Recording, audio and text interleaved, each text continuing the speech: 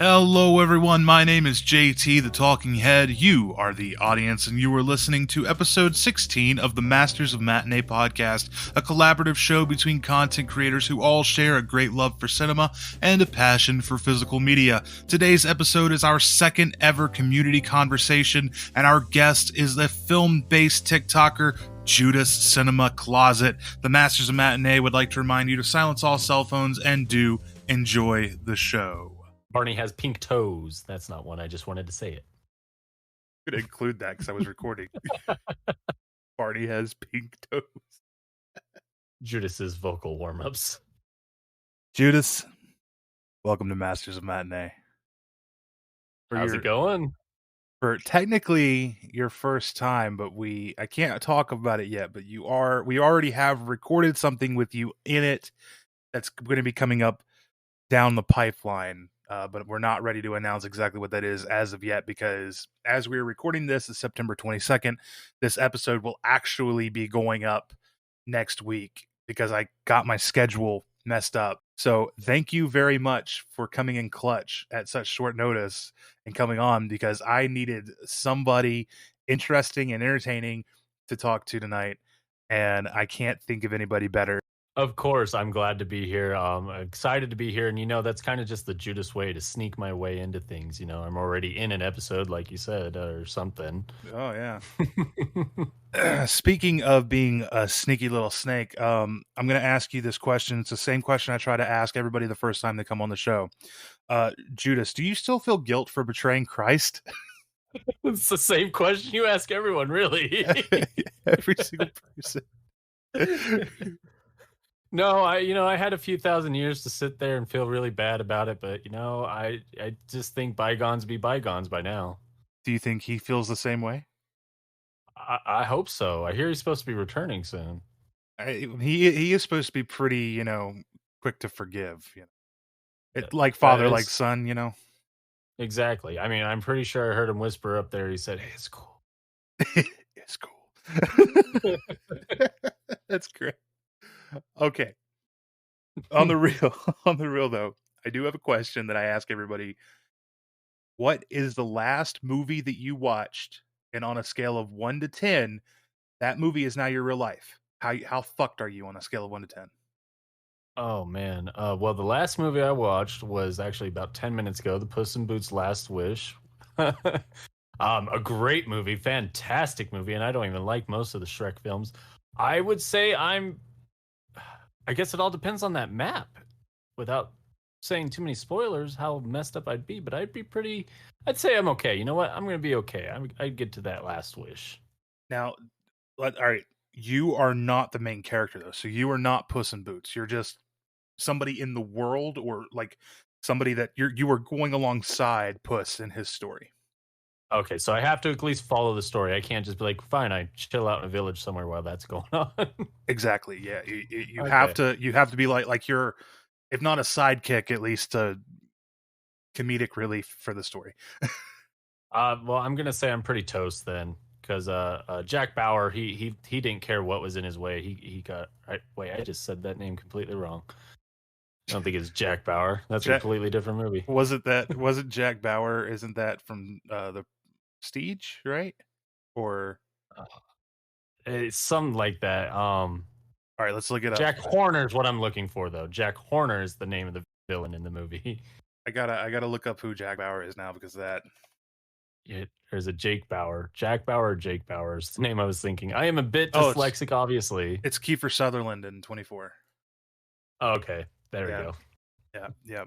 So you're pretty toast. Yeah, I'm pretty toast. Horner left no one alive. Okay. That movie's pretty brutal, to be honest. I guess you were watching it with your munchkins?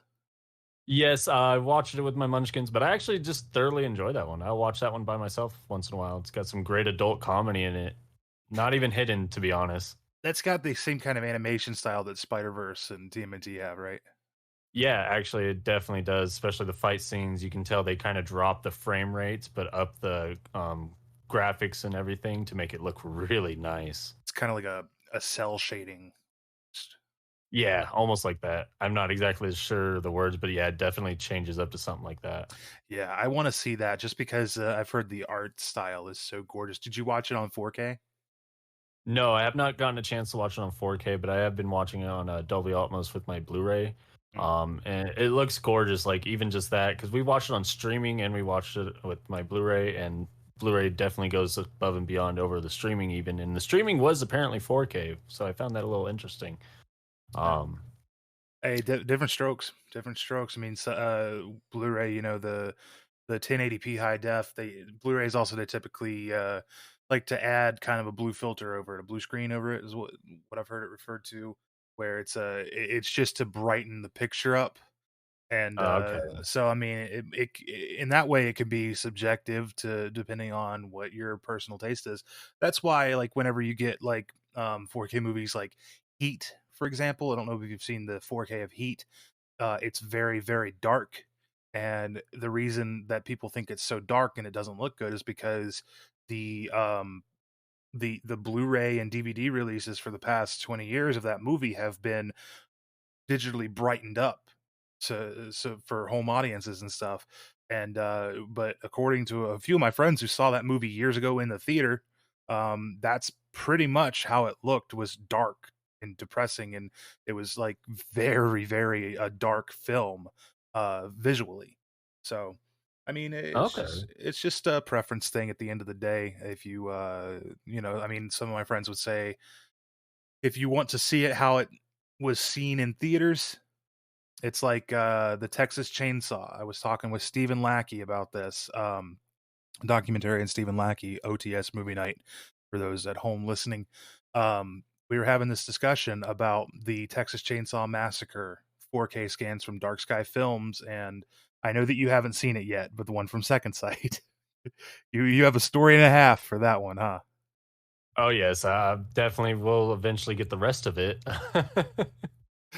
Um, uh, but yeah, the scan of Second Sight was according to the director of photography, and it was Steven said that it was exactly how he remembered seeing it in the theater, and that's how it's supposed to have been seen. But the Dark Sky scan is from director Toby Hooper. It's from a scan that he did for the Dark Sky Blu-ray. It was a 4K scan before he died a few years ago, and so that's a director approved scan, but it looks more gritty and nasty, and a lot more orangey, and apparently that's just how we're so used to seeing it. That's why a lot of people prefer it, is because that's how we're used to seeing Texas Chainsaw Massacre from the VHS perspective, and then brought over to DVDs and Blu-rays in the past, and without these new scans and stuff, it's not, it doesn't look good in our current world.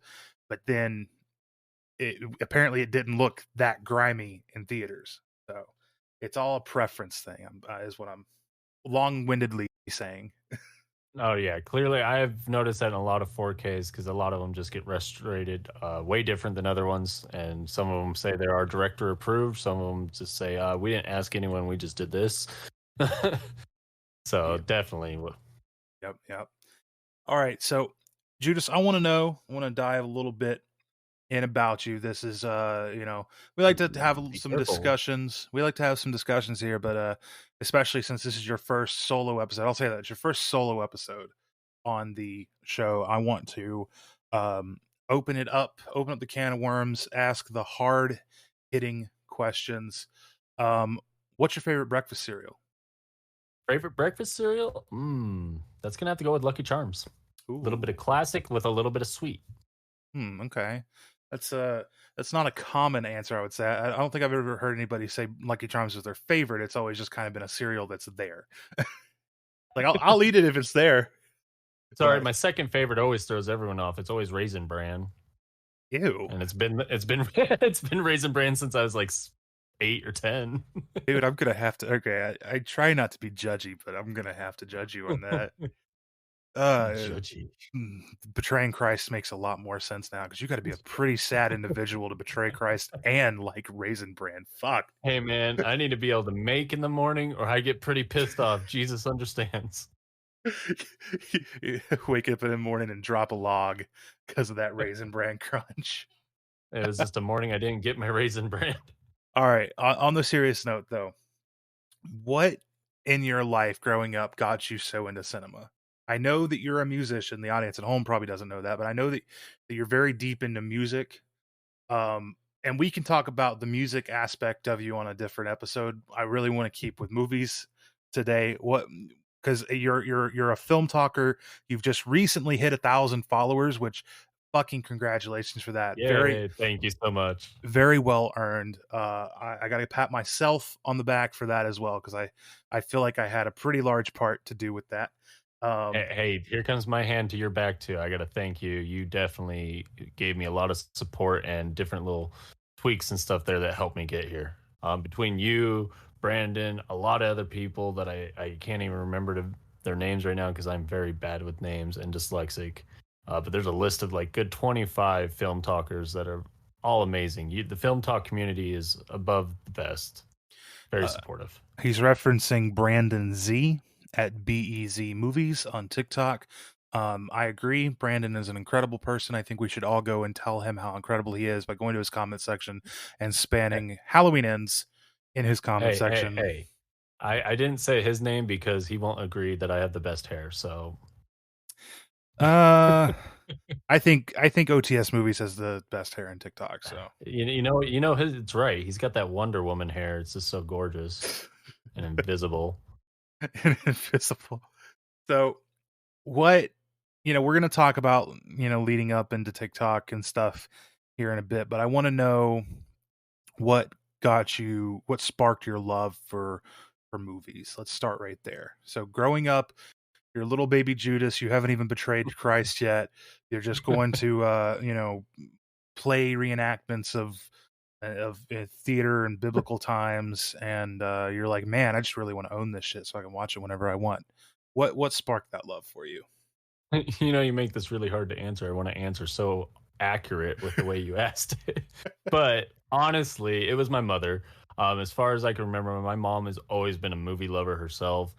She was showing me horror films since I was 6.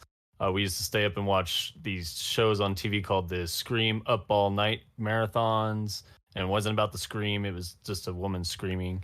Actually, though, Scream was one of the first ones I have a vivid memory of seeing. But my mother's showing me movies and always taking me to the rental stores. And then by the time I hit 10, I would go to the rental stores myself all the time, even when I was broke, just to look at all the different art on the cases.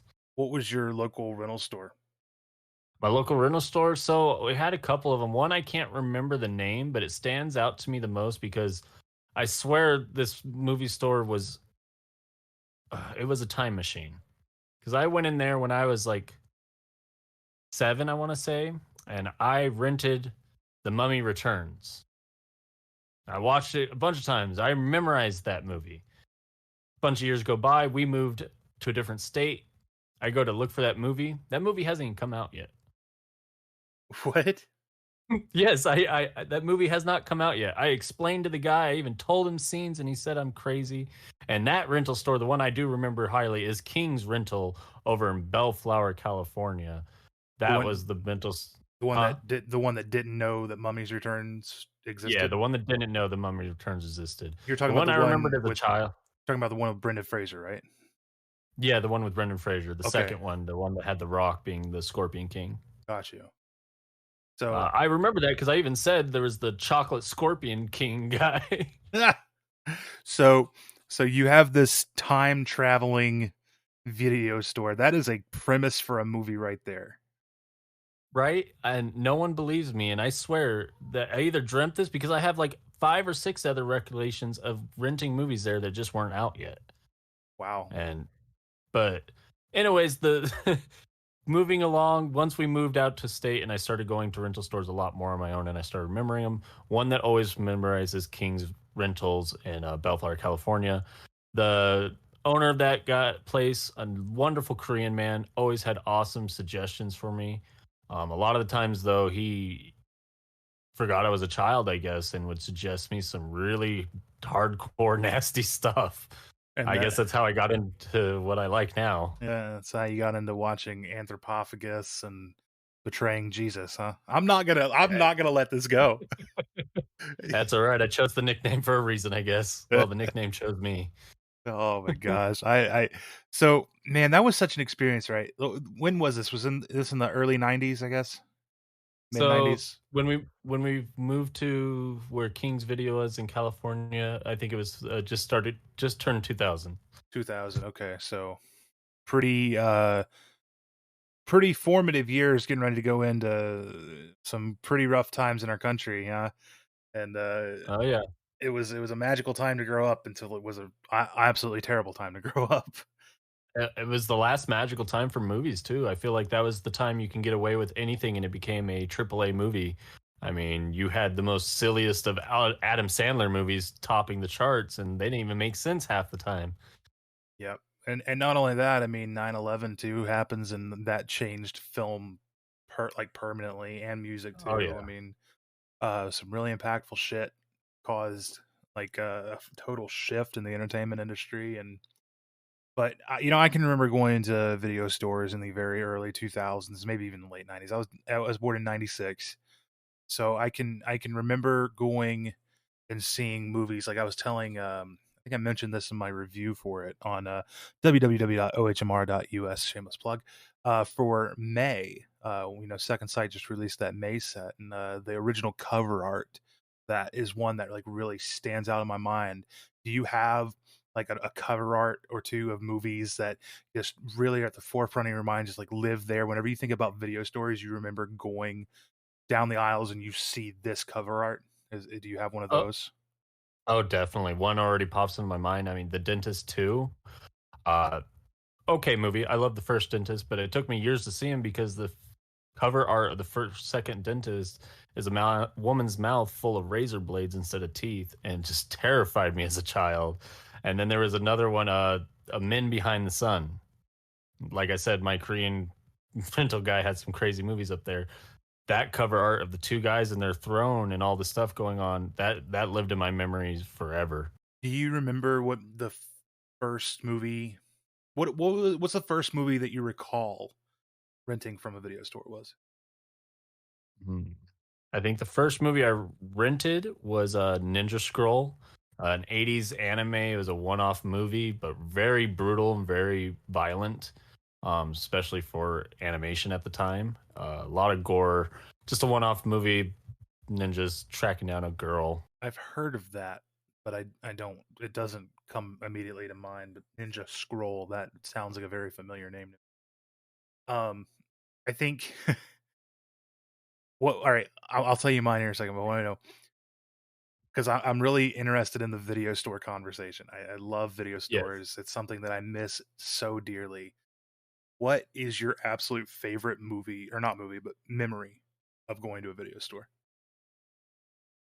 So I do have one. I remember going in there. Actually, this was right after I have a giant hole in my head, and I got smacked in the head as a child with a golf club. I stood too close to my friend. We were smacking balls, um, and it cracked my skull open pretty bad. So we rushed me to the hospital. I got a bunch of stitches and whatnot. As soon as I got out of the hospital, though, I wanted to go rent Happy Gilmore. That's what I wanted. Nothing else. I wanted to watch motherfucking Happy Gilmore because golfing was on my mind. Oh So my I went in god. there and they didn't have it. And I started getting upset. I do believe I was about like 11 years old at this time. I was starting to get upset. So I was starting to grab other things. And the Korean guy noticed I was upset. He was like, "What is wrong?" I almost just did an accent. He's like, "What is wrong?" Canceled. And Appropriation. Canceled. that's my problem. I have to watch myself. Um, And I told him, I explained to him, and he said, "Oh, hold on." And he went and found it in the rental or in the return box and did the whole thing for me and got it for me. And that memory just always stayed in my head because it made me so happy to go home with Happy Gilmore, the movie I wanted. So you walk into the video store with your head bandaged, presumably. Yes, I did. If I was the Korean guy, I'd probably take pity on you too and find whatever the fuck. What has happened to this kid, man? Like I gotta help this kid out. Like your reaction is either gonna be that or get the fuck out of my store, you mummy. you you come in here talking about about the Mummy Returns, and now you come and dress this one. Come on now. Right. So you say that you got whacked in the head with a golf club. So it's safe to say that Happy Gilmore golfing was literally literally on your mind. Yes, quite literally. I actually think it was because that's all I kept thinking about when I was sitting there getting stitches because I hated getting those stitches. Because I kept thinking, "Wow, a golf club hit me," and then I started thinking about lines from Happy Gilmore. I was like, "I want to watch Happy Gilmore." Did the doctor pull a stitch or something? And you're like, the price is wrong, Bobby. Dude, I love Oh Happy man, Gilmore. That's such a great movie. that is. It's one of his best ones to me, anyways. I don't think I can. I don't think I can beat that. I don't think I can even come close to that story. But when I was a little kid, I think I was probably 5, 6 years old. I went to a video store, a local video store. This was one that was in a little small college town that was not like a Blockbuster, movie gallery, Hollywood Video, not a chain. It was a like independent video store. I remember it was really cool because it had a Subway sandwich shop attached to it. Like the person who owned it was a franchise owner of a Subway. So they fucking brilliant to have a college town, a video store with a Subway attached. Like, That's genius. You eh, just clean up. yeah. So we go in there, we get some Subway. I'm going to stay with my grandpa, and we're looking around, and I pick a little movie off the shelf called Puppet Master. And my grandpa looks at Puppet Master, and he's like, "Oh, puppets, a kids movie." So we rent it, Oh no. and we go to his house, and then we put it in, and we start watching it. And when he realizes what's going on, that this might not very much so be a kids movie, uh, he's like, "I don't know if we should be watching this." And then my mom calls to check on me, and she's like, She knew. what you guys watching?" And he was like, "Watching this movie called Puppet Master." And she said, "Oh, I think I've heard of that. What's that one rated?" And she had to guide my grandpa to the back of the, like, over the phone, the back of the box to see to tell him where the rating was. Rated R, of course, and he turned it Of off. course. And to this day, I've never seen fucking Puppet Master. I'm a grown adult. I know that it's streaming on like Shutter. I have a Shutter account. Like, I could go watch it when we get off here. Am I going to? Probably not. Nope, you're too much of a good boy. At this at You know this your mom will be disappointed if you watch it. at this point, I think I'm 27 years old. I might as well just never watch it. I mean, I've got Charles Band's Arrow Video, Enter the Video Store, Empire Screens box set on my shelf. I'll watch Dolls. I'll watch Robot Jocks. Puppet Master? No, that's too inappropriate. That's too Hey, to be inappropriate. fair, that's a bit of commitment too, because if you're like me, you have to watch them all, and that's like I think over 10 or 12 movies right there. Yeah, but after a while, didn't they kind of get like the Amityville series where it was just like absolute fucking garbage for like Oh yeah. Well, after like three or something? it turns into garbage, and then they rebooted it, and it just turns into chaos garbage. They introduced Nazis a lot more and everything. So yeah, but it's a Charles Band movie. I mean, what do you expect? Yeah, that's fair. That's fair. It's like, I don't know. I love those cheesy movies to to a degree. You know, there's different levels of cheese.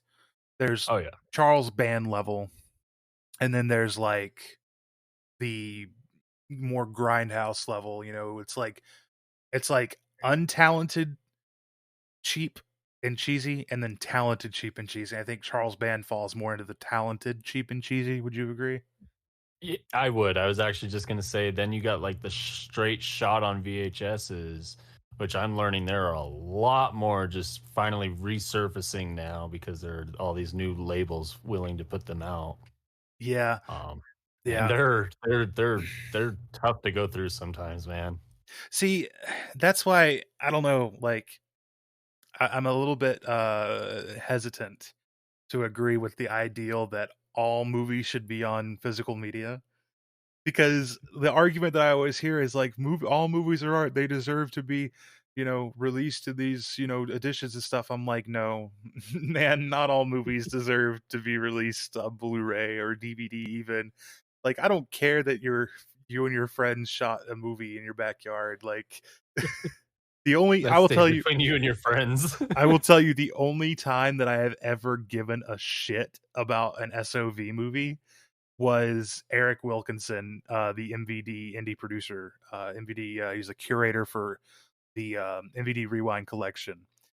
He and his brother and his friends in like 1988 made a SOV slasher movie that's like 20 minutes long called The Violence Movie. And it's actually fun to watch.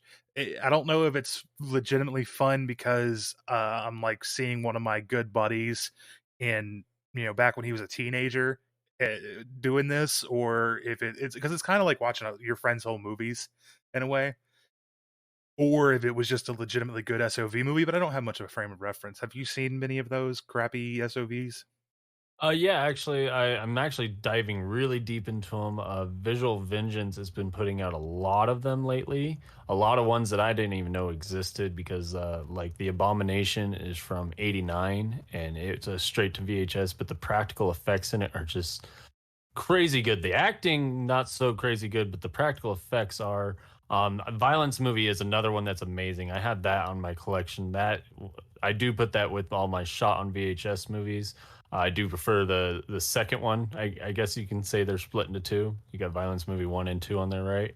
Yeah, I don't know. As a film critic myself, the second one has some very big plot holes.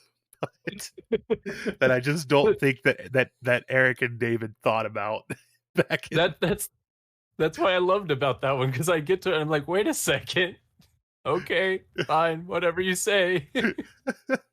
It's for reference. There's a scene in the Violence Movie Part 2 where the killer reaches his hand through the back of this dude's head, and his fingers come through the front of the dude's face, and he throws him down on the ground, and the killer still has his hand, and it pans over and shows the fingers popping out of the dude's face while the killer still has his hand. It's some of the silliest, goofiest, fun shit I've ever seen in my life. You can buy the DVD of this on Amazon for like $10. I think it's like Oh, $12 if you buy it from MVD directly. So like it's a legitimate DVD release from MVD. I love the fact that he put it out there like that. It's very short. It comes with both parts, 1 and 2, and together combined they're like 35 minutes. So very, very short, but it's so fun and it's so stupid and very admirable because like a group of teenagers did all this stuff and it's put together pretty fucking well for what it is and what they had. So well, I will say that that is the exception I would have of putting everything on physical media. Fine, but not everything needs to be a boutique label that's released at $40, $35. If right. it's a shot on VHS, put it out for $5, $10 on something if you want it on physical. Sure, yeah, and I can agree with that. Other than that, though, I don't give a fuck that you and your friends shot a movie in your backyard. I've done that. You, you know, you enjoyed The Room too. The Room too. The Room as well. Oh, okay. I love that movie, but to be fair, that movie had a full studio budget to Ah, behind it. To be fair, that movie had a Fall. that somehow Wiseau finessed all of these fucking people with a fucking studio type budget to make The Room, and it was still awful. So at least Yeah, at least The Room looks like a movie. You can't say it doesn't at least look like a movie. it's got some of the color correction right. Yeah, you're right. Some of it, yeah. Some of it. We won't talk about the roof scene. Yeah, the roof scene is, I mean, very clearly green screen, but uh yeah, I mean, it's a different though. Like The Room is a completely different conversation. Oh Um, yeah. for another day too. I think that we should do a watch party of The Room in our Discord server. I think we should definitely do that. Oh, definitely. I think we have quite a few people that haven't even checked it out. Oh yeah, that seeing their reactions for the first time would be awesome. Um, all right, so we've already kind of switched over to this, and we've been talking about a lot of physical media. Judas, your TikTok channel. is solely based on physical media collecting and doing mail days and doing this really fun series called Roll for Review, which is based off of Roll for Sandwich, the series on TikTok. Who created Roll for Sandwich? Do you know offhand? No, I don't. I actually don't know even of Roll It for Sandwich. Okay. Well, Roll for Sandwich he literally just does the same thing that you do for Roll for Review, but it decides what kind of sandwich, the bread, the condiments, all that stuff. Oh, that's Um, dangerous. yeah. So you're very you're pretty new with the physical media film talk scene, but you busted on scene in a big fucking way. You've already climbed to 1,000 followers to go live and everything. When did you start film talk? Only about maybe 2, 3 months ago. Yeah, so that's insane growth to get to 1,000 followers within 2 or 3 months. That's very fast. I can only assume that when you start going live, you are going to gain so much more. um, Oh. man, I'm so proud of your fucking growth on TikTok. It's so fun to see new people who love physical media coming in and like making content based on it. So we are going to talk about that. I know I keep putting that one off. We are going to talk about your TikTok fame, quote unquote fame, here in a minute. But I No want to problem. I want to keep on the physical media side of it. So whenever I ask this question, every guest I've ever had, all the other masters essentially have had the same answer, except for maybe Zed, because he's a youngin. When I ask what got you started collecting physical media, and in the year 2023, why do you still collect it? The answer that I normally get is because I'm old and it's what I know, and I want to own the stuff that I watch. I don't want people to take it away from me. Is that kind of what you're like too, or do you have anything to add to that? I mean, I guess I kind of have a story for it, but you might be able to sum it up to that. But I mean, the reason I started collecting is because I grew up in LA, like and a lot of bootleg VHSs and DVDs at the time were always sold. I mean, you couldn't sit in a Taco Bell without having someone run into that Taco Bell going, "Hey, you want to buy a movie? You want to buy a movie? I got this. I got the new movie. I got this," and then whipping out a giant freaking duffel bag full of movies. At that time, I found this really cool guy who would sell a lot of overseas martial art films, things I've never even heard of. And at that time, I used to spend my lunch money to buy movies to collect them because I never seen those, never could find them anywhere. There was no streaming services. Um, and I've always fought to keep collecting. I've never really truly stopped. There are things in my life that have diminished my collection. So I've always rebuilt. This would be hopefully the last time I've ever had to rebuild.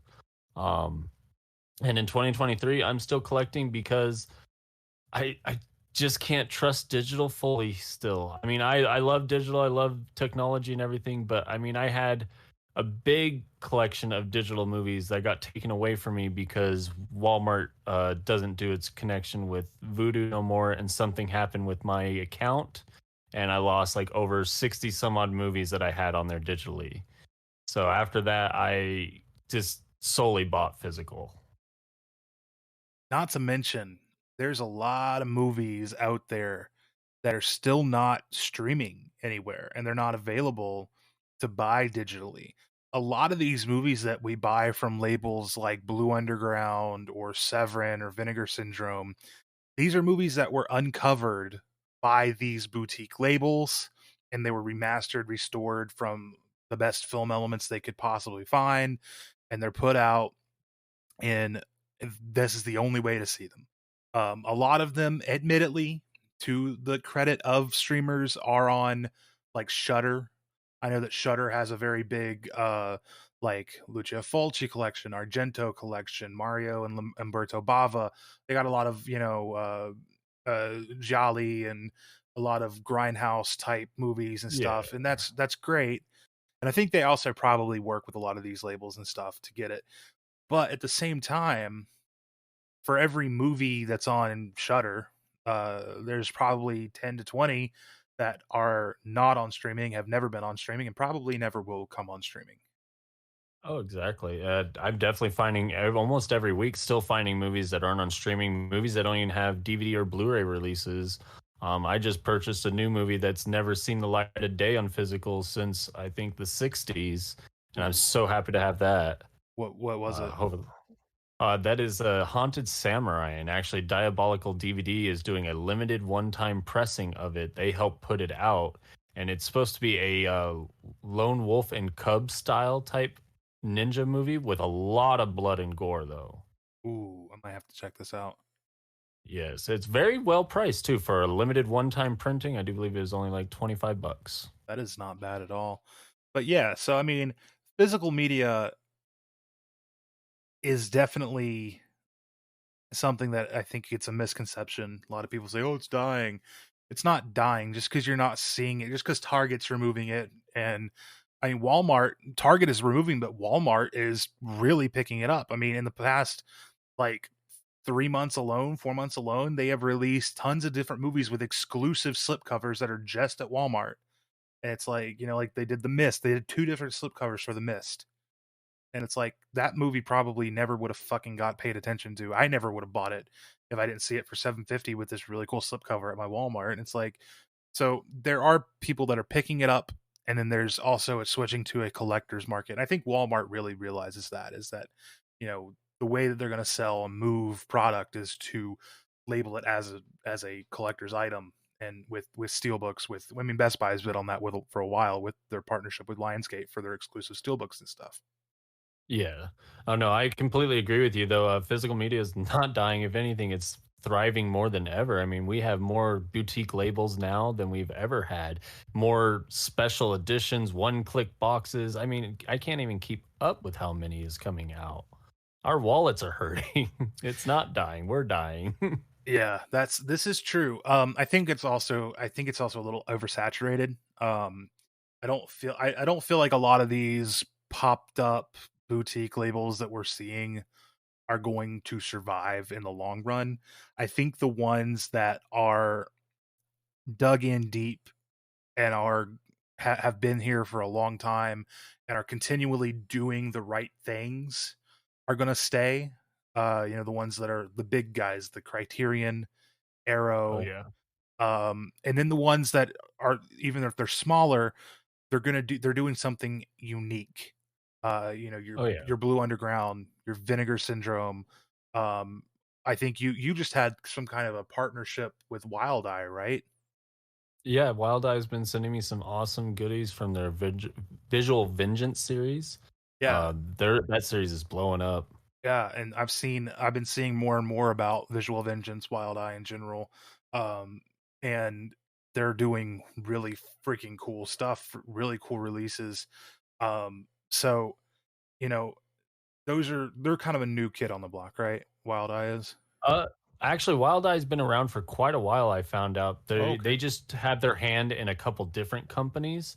So this Visual Vengeance is a new line of theirs. This is a somewhat new line. I think it started last year. They only have about like 5 or 10 movies on it. But from what I've seen, Wild Eye has been around for a few years because even one of the TikTokers I've talked to said they produced his movie about 6 years ago. Oh, that's cool. Okay, okay. Yeah. Well, yeah. I mean, I think I still will stick to my point though that I think that a lot of these more popped up labels and stuff probably won't No, last the long run. yeah, Uh, you're completely right with that. I'm kind of hoping you're right with that too, because there are some labels you can see are just doing this because it's a money grab. They're like, oh wait, there are people out here willing to buy this much for a Blu-ray.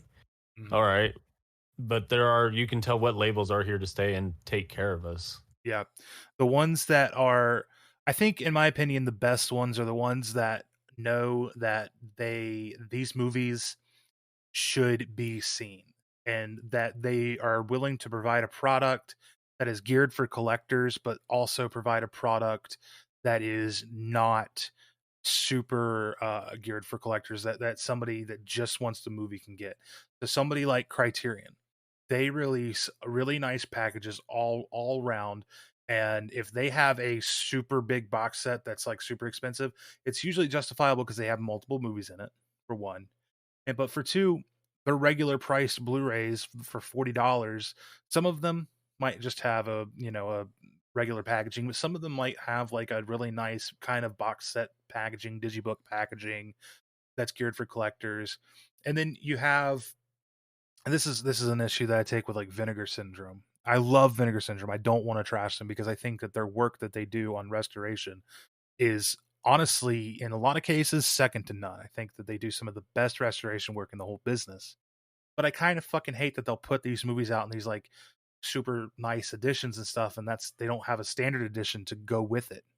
It's like Yeah. if you just want that movie on 4K, you're gonna have to pay 50, $60, and you're gonna have to do it while they have it there, because once they print it once, they're 10,000 copies or whatever. It's never coming back. They sell like hotcakes. It's a brilliant business model, but it's not very pro consumer in my mind because I mean, once these are gone, you got like the Roadhouse set, the VSU Roadhouse set is freaking insane. To their credit, they did release a standard Roadhouse. That's great. But I don't think they do that for everything, and No, they don't. it's like once it's gone, it's gone. It's just like what's the point in going under the guise of preservation of film if once you sell out of a product, you're not going to reprint it in a less limited form that's less geared for collectors. Like if you want to preserve film, wouldn't the idea be to make it accessible for everybody? Yeah, see, that's why I kind of like Kino Lorber a little bit. I mean, they do what Scream Factory does. I mean, they sell out of their slips, and you'll never ever see them ever again. But they still make their movies available no matter what. I can still go grab one for $100, or just grab one without a slip for 10, $12. Right. Yep. I think Kino is another one of those labels that is going to stick around forever. I would Oh yeah, say probably the big five, six, the big six that I think that I see, and you can tell me if you disagree with this or if like want to add on or anything that I see staying around for the long haul as far as boutique labels go would be Criterion, Arrow Video, Scream Factory, MVD, Blue Underground, and Vinegar Syndrome. I agree with all of those except for Blue Underground. For some reason, I sadly haven't seen them doing much lately. They've been just redoing all their movies again in 4K. They seem to have the same 20 to 30 movies, and even if you go on their website, it's just kind of filled with smut now. Well, they've always kind of been mostly smut. Yeah, but before their website used to have their regular Blu-rays and stuff, and it's kind of hard to even find those on there now. Well, now Um, I think they're mostly distributed through MVD's website. okay, and that was the next point I was going to say. Of course, MVD is going to stay. They got their hands in everything. Yeah, You can't for put out a movie those without MVD. for a lot of them, yeah. For those who don't realize, MVD is way, way, way bigger than what you know. It's way bigger than the visual line or the rewind line.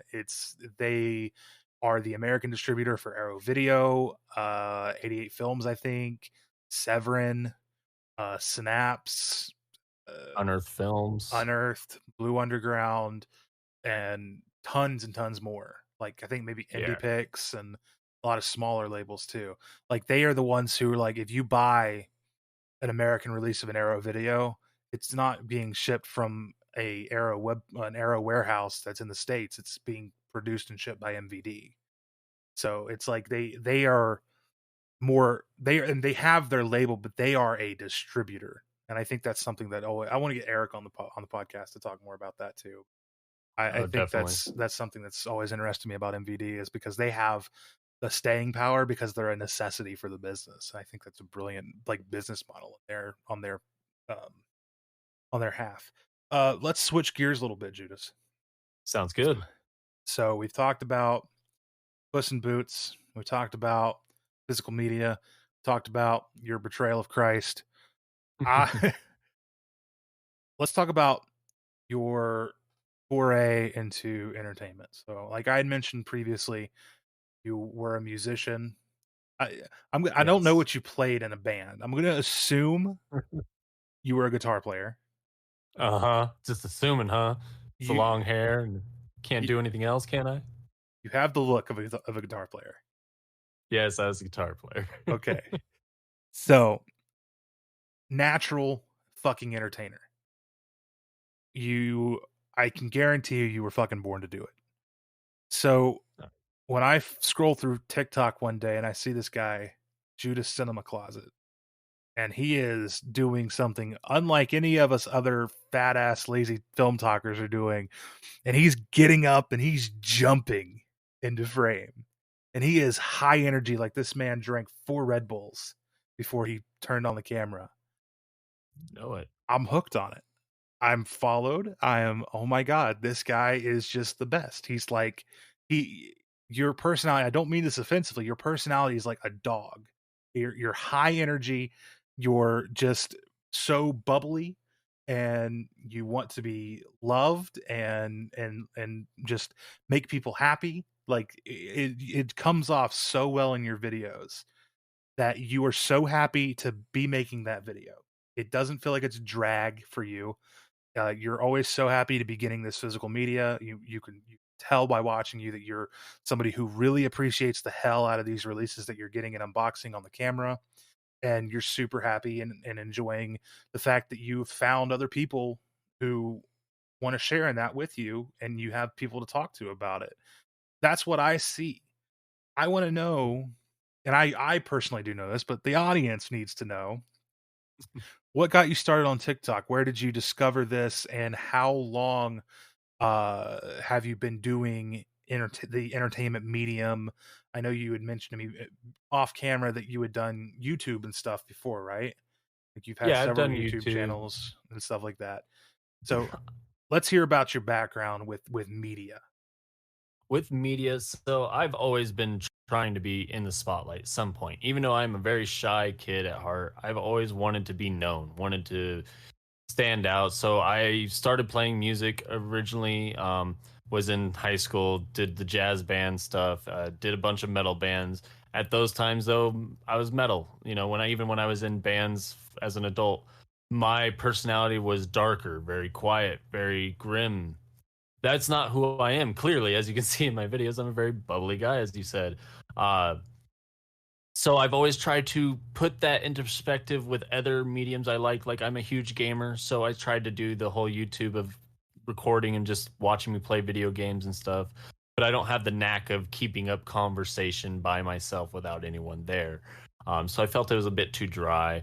I've tried, as you see, doing fan made music videos. I love doing almost everything that has to do with art or creating with media, music, video, cartoons, whatever it is.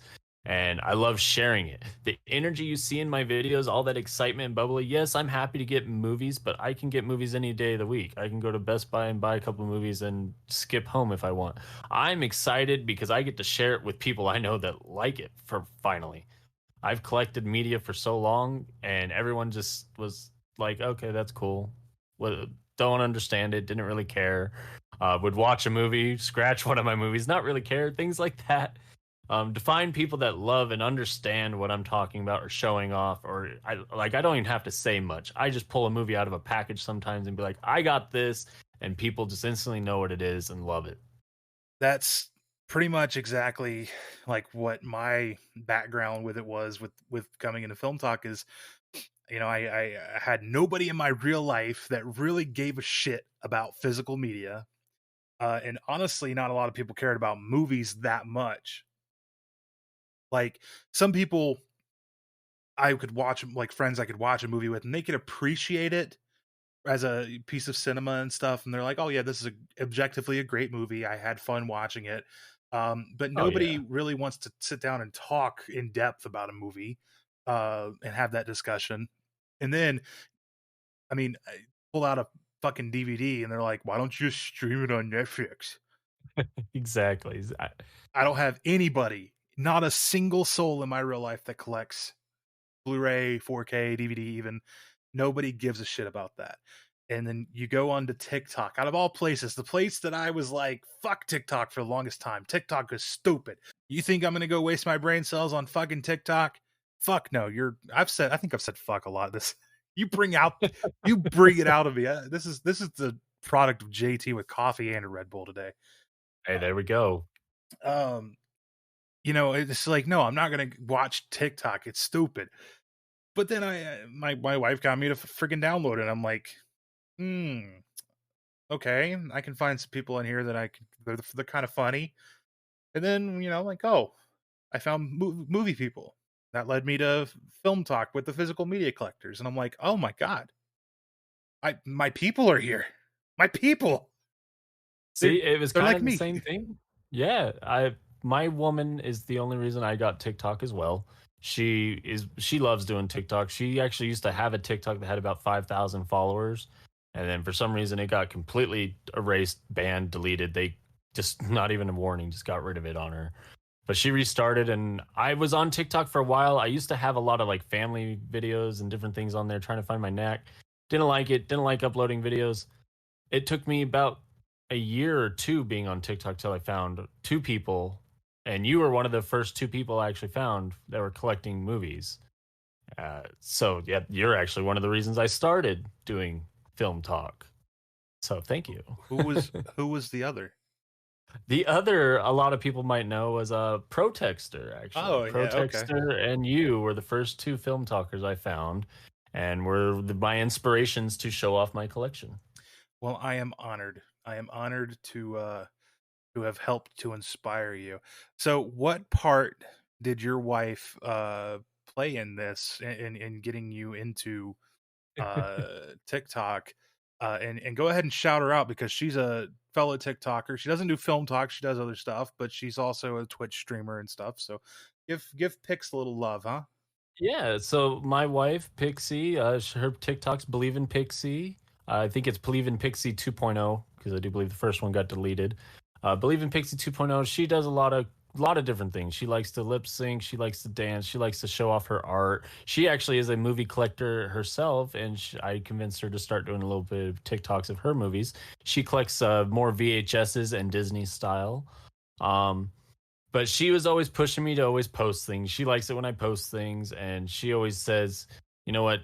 Don't care what people think. Just be yourself." And I never really could push past that until I saw you and Protex are kind of being, just yourself and showing that off. And I was like, you know what? I'm gonna try it. I'm gonna be very energetic. And as soon as it went off. She encouraged me every day to keep going at it, and not until I picked up a few followers and stuff did I really fall in love with it. So yeah, because of her. That's fucking great, man. I am internally grateful for Pixie for pushing you into it. That's it's great that you have somebody behind you to gear you into it. What does she think about your physical media collection? She likes the fact I collect media. She wishes I would collect a little less on the horror side. She does not like horror at all. Like she'll watch one or two thrillers that I will call them. She'll consider them horror films, but I'll consider them thrillers. Um but other than that, she absolutely is a very big supporter. She is the reason, if you've noticed lately, I've gotten quite a bit in the mail. She is in full support of that. I'm not sleeping on the couch or anything. So to have a wife that's in full support of me spending that much on physical media, I think she's definitely behind me for it. I'm kind of curious, and you don't have to answer this if you don't want to. I'm not going to pry, but if you feel comfortable answering, in the past few months, approximately, Ooh. how much do you think you've spent on physical media? Because this man's doing a mail day like multiple times a week. Again, you don't have Um, to answer this if you don't want to. I will cut this completely out of the podcast if you want me to. But no, it is perfectly fine. I'll throw you a ballpark of it because I don't know exactly, but I'm gonna say I have to have reached over 4 digits. That's for sure. 4 digits. Yeah, yeah, That's about. that's that's probably my budget for a year, if that. Yeah, this will probably be a one-time thing because after November, we are actually going to be starting to save for a house so we can Ooh, okay. put this collection in a bigger spot. There you go. And to be fair, too, I mean, like you said, you've had to rebuild and you've had to discard and rebuild your collection multiple times throughout your life. This Yes. is the product of most recently rebuilding this collection, right? Yes, this is my wife's way of, she wanted to really help me because she always know how bummed out I was that I had to lose more than half of my collection. And so this was another way of her, giving me that back. And that's why my buying have been very sporadic of what I'm buying and what I'm purchasing, because I'm constantly trying to decide of, okay, get things that I used to have or get these new shiny things that have just come out that I don't know if I'll be able to grab ever again. Well, the plus side to that, it's also a curse. Double-sided coin is that a lot of the things that you used to have been re-released with these shiny new box sets and stuff. That is true. I am happy. Like, I will point out the Hellraiser. I missed the Scarlet box set. That's a bummer. But I'm getting this awesome 4K set, which I probably wouldn't have gotten if I did get the Scarlet box set before. So a few years ago when you were collecting before you had to get rid of half your collection, were you collecting like boutique labels and like was it like an active thing or was it just like you would if a boutique label happened to release it, that's what you would collect and you just didn't really care too much about getting into the boutique label in particular? So in the past, boutique labels were a little harder for me to get because where I was located, I was living out in Montana for the most of the part I was collecting. And out there, I didn't like shopping online yet, so I'd go out to Hastings they had, which amazing Hastings. But their Arrow prices were about 40 to 50 bucks for an Arrow Blu-ray. So at that time all I really bought was Severin if I bought boutiques or Grindhouse releasings. Other than that, I would thrift shop for DVDs and Blu-rays, and my God, were they pawn shops like as far as you can see. In every pawn shop, any movie is $1. Right. So that was just a gold mine every day. I wish I would have just known about TikTok then. I would have done it then. Whew, Yep. the things I found in there. Yeah, I kind of wish that I had jumped on the TikTok bandwagon before because like I know a lot of these people that started a couple years ago with Film Talk are now, 80, 90,000 followers and, they're actually able to monetize it a little bit and get in the creator fund and all that. And I'm like, and they're getting like partnerships with studios and shit. And I'm like, damn, Right? why was I Yeah. so pig-headed about starting TikTok before? Yeah, hey, but you're doing awesome things now. I mean, I love the podcast. I tune into Masters Matinee every Tuesday. Your channel is doing awesome. Your content's great. I love the movies you're getting in, and you have just a great way of talking about and reviewing these movies that I'm not bored of. I'm one that gets bored of almost everything. I can't sit at church. I can't really go to a noir film at a movie theater. I'm sorry. I do love them, but I can't go to a movie theater. I'll fall asleep to them. Well, I mean, you opened yourself up for it again, Judas. Come on, can't sit through church. Well, I wonder why. I wonder why you can't sit through church, Judas. My skin starts to sizzle a little bit. It just it feels unnatural. Oh my gosh. Uh yeah, that's interesting, man. Like when did you start with the boutique labels? Like was it was it like way back when, I guess when like did you know like about No. Criterion or anything or was it really the last time you collected before this current time or what?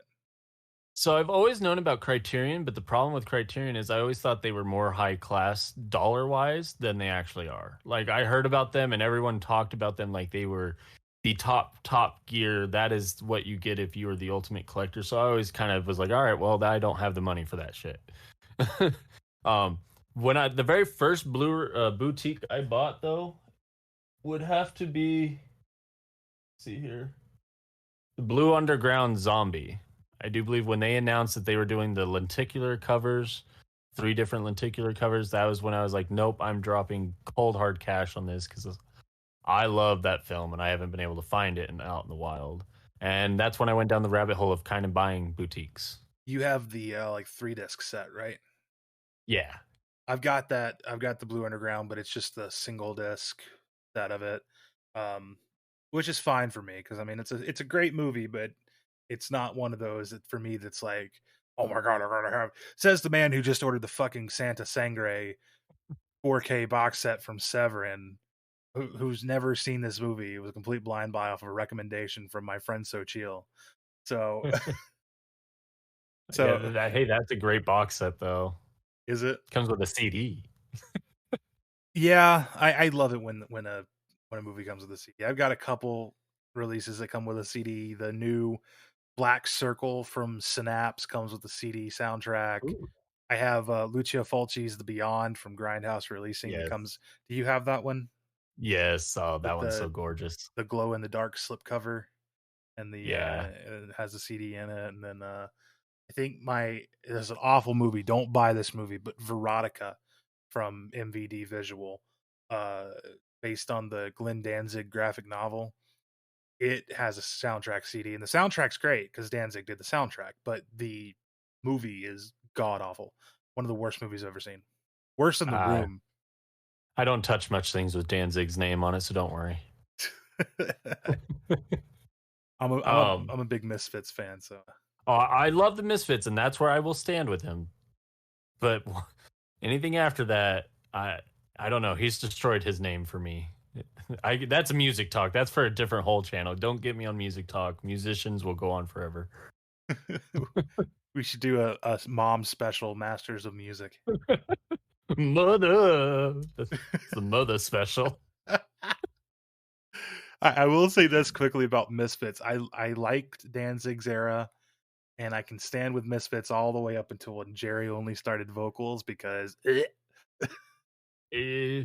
Yeah, I can say I can only stand one song of his, and even that one's a stretch. dude, So Project 1950 was the most disastrous fucking cover album I've ever seen in my life. yeah, I don't even think I've listened to that one in a long time. I can't remember that. The only good thing about that album was their cover of Monster Mash because it actually fit that they were the Misfits covering Monster Mash.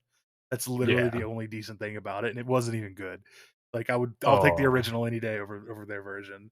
Um, and I love Michael Graves. For as much of a controversial figure as he is, he's a shit in person as a person, I guess. But I love his voice. And Famous Monsters, I think, is one of the best albums, the best punk albums, horror punk albums ever. And I think it's one of the oh best yeah, albums Famous ever. Monsters is awesome. That's a great album. And you know what? He is an awesome musician. And yeah, he may be an asshole, but from my experience, more than 50% of musicians are assholes. They're tired. They're done. They just want to make their music. They don't want you grubbing at their feet anymore. I don't know. But yeah, a lot of musicians, you just kind of have to not pay attention to their in real life personality. Do you like their music? Good. Then just stay there. Yeah, the problem with Graves though is that he was like a little bit of a radical right wing nut job. I think. Okay, never mind. I was gonna say I'm a Gigi Allen fan. There's not much you can do, but Yeah, right wing, never mind. Well, it was. I'm not even saying coming at this from a liberal point of view. I don't want to get into politics, but not even coming No. at this from a liberal point of view. But he was like that far right. To some of the internet posts I've seen from him are way out there. But I think he also Alex might have Jones had. vibe. I think he also might have had some kind of essay uh, allegations against him or something. But I'm not sure. Allegedly, don't sue me, Graves. Let me ask you this: what's your Yeah. favorite movie that a band has done? Favorite movie that a band has done. Oh, not too many come to mind. I mean, we got Trick or Treat. We got Oh yeah, the one with Ozzy and Gene Simmons.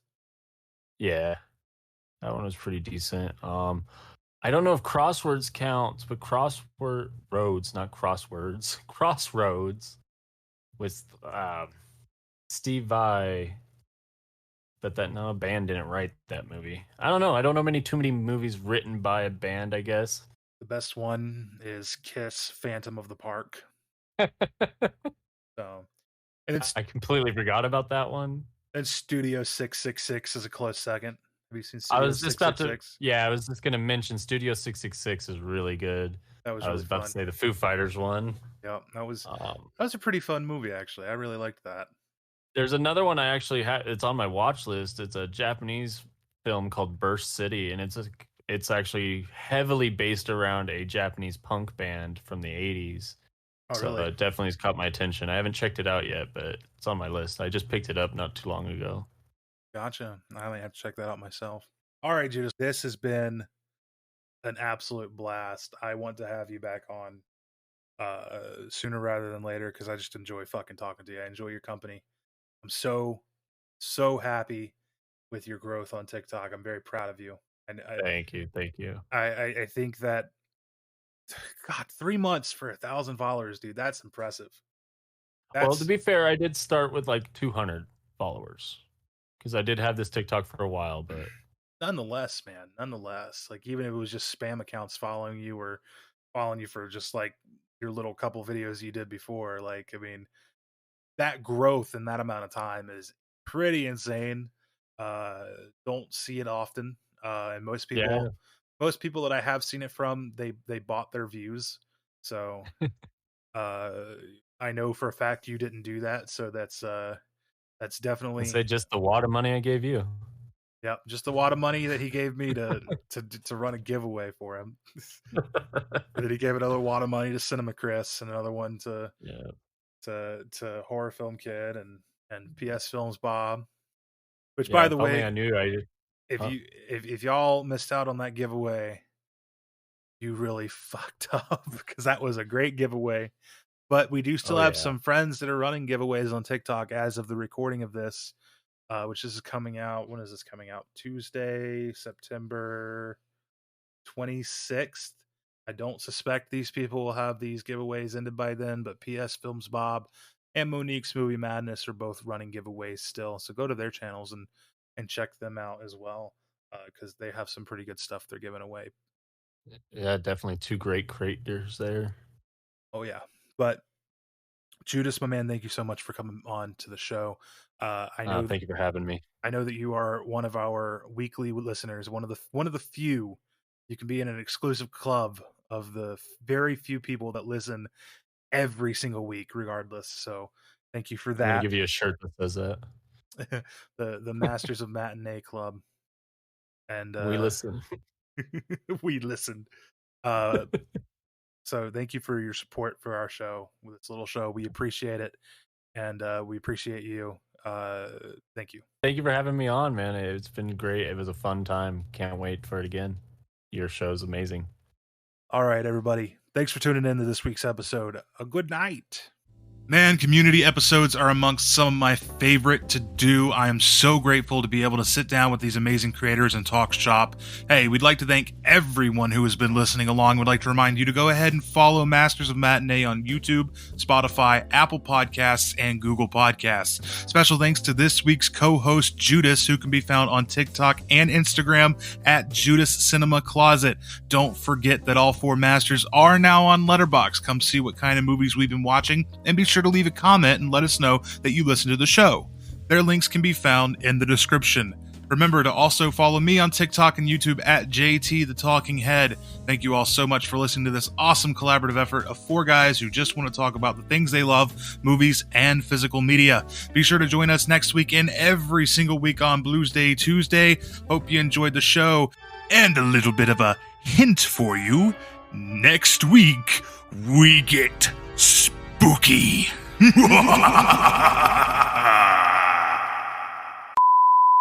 Judas, I ain't even about to fucking front with you, buddy. So I like made a mistake. It was up all night doing jack shit, and I had a bunch of fucking schoolwork to do. And I was like, this fucking class that's a communications class, and I had to read the entire fucking chapter, which was like 60 pages, and then like do like fucking 16 assignments on it.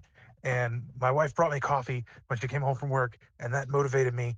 And in the last few hours, I've done fucking all of it. And she also brought me a Red Bull, so I'm about to go make fucking dinner. And then I'm gonna drink a fucking Red Bull, and we're gonna make a fucking magic show. God damn it. Okay, buddy. Well, you just relax with that caffeine. No need your heart exploding, but I'll see you at 8.